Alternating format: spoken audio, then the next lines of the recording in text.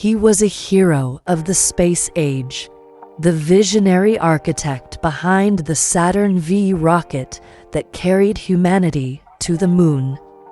His charming smile and passionate advocacy for space exploration made him a beloved public figure in America, a symbol of peaceful scientific progress. But this hero had a dark secret, a past so monstrous that it raises an uncomfortable question.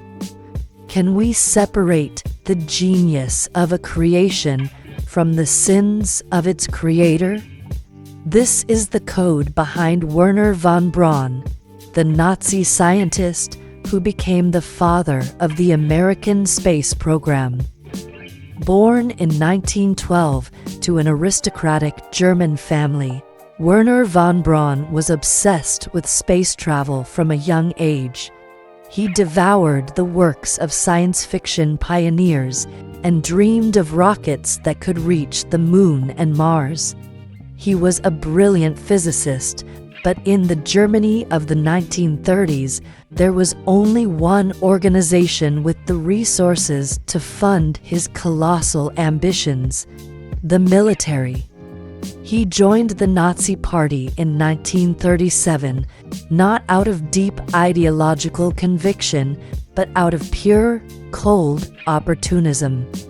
The Nazi regime wanted a weapon. Von Braun wanted a rocket. It was a Faustian bargain he was more than willing to make.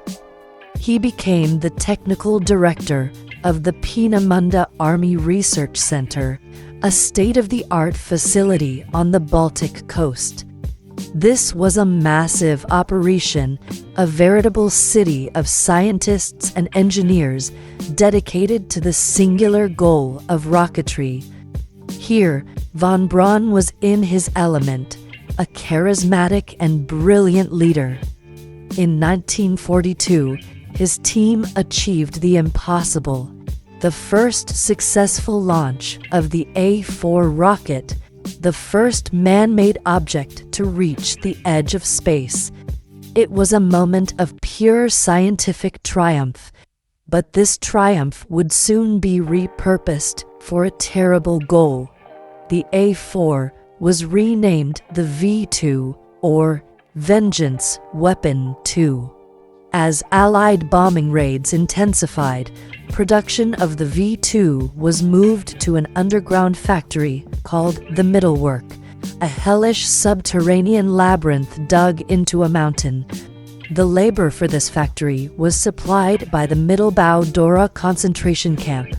Tens of thousands of slave laborers, prisoners of war, political dissidents, and people deemed undesirable by the Nazi regime were forced to work in the tunnels in the most inhumane conditions imaginable. They slept in the tunnels, often without beds, amidst the constant dust and deafening noise of construction. They were starved, beaten, and worked to death, their bodies disposed of in the camp's crematorium. It is a chilling, undeniable fact.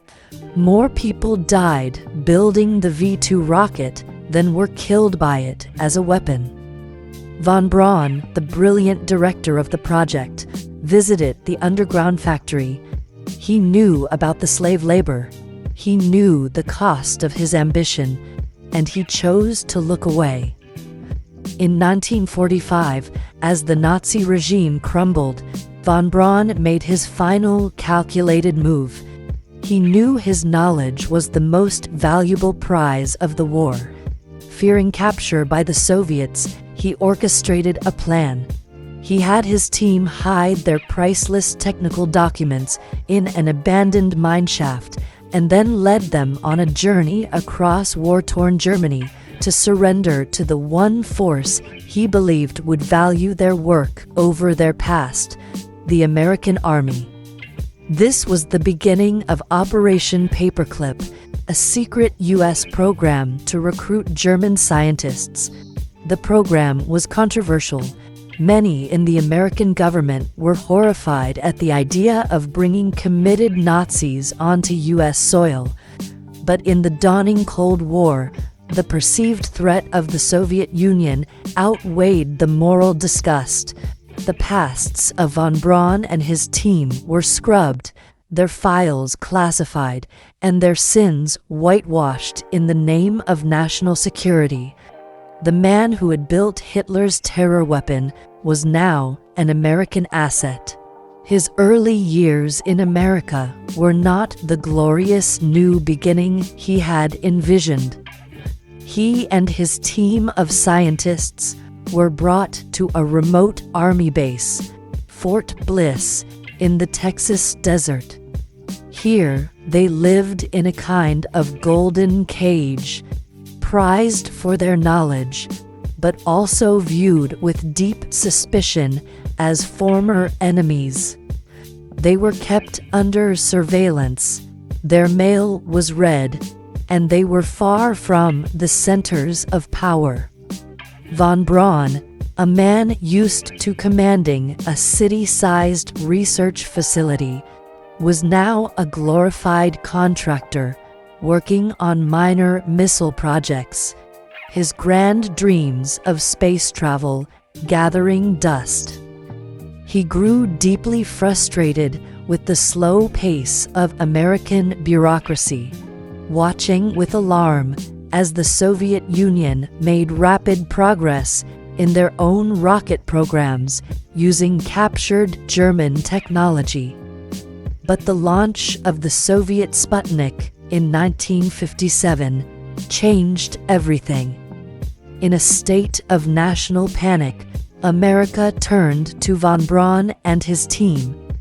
He was no longer a hidden asset, but a public figure.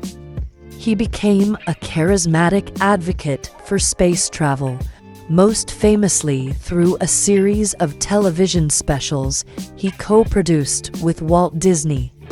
In shows like Man in Space, von Braun, with his charm and clear explanations, sold the dream of space exploration to millions of American families, becoming the friendly, trusted face of the final frontier. His dark past was carefully concealed. He was the one man who could catch up to the Soviets. He was transferred to the newly formed NASA and became the director of the Marshall Space Flight Center, tasked with building the rocket that would win the space race. Here, his genius was finally unleashed for the purpose he had always dreamed of. He led the development of the Saturn V, the most powerful rocket ever built. It was a 363-foot-tall masterpiece of engineering, a machine of near-perfect reliability that would carry the Apollo astronauts to the moon. On July 16, 1969, as Apollo 11 stood on the launch pad, von Braun was in mission control. He watched as the 5 colossal engines of his creation ignited, unleashing 7.5 million pounds of thrust, shaking the very ground for miles around. It was the fulfillment of his lifelong dream, a moment of absolute triumph. The hero of NASA had reached his zenith. The code of Wernher von Braun is a deeply unsettling one. Can we celebrate the triumph of the Apollo program without acknowledging the slave labor of middlework? Can we admire the genius of the Saturn V without remembering the terror of the V-2? His story is a stark reminder that the pursuit of scientific progress is not always pure, and that the path to the stars was paved with a dark and terrible moral compromise.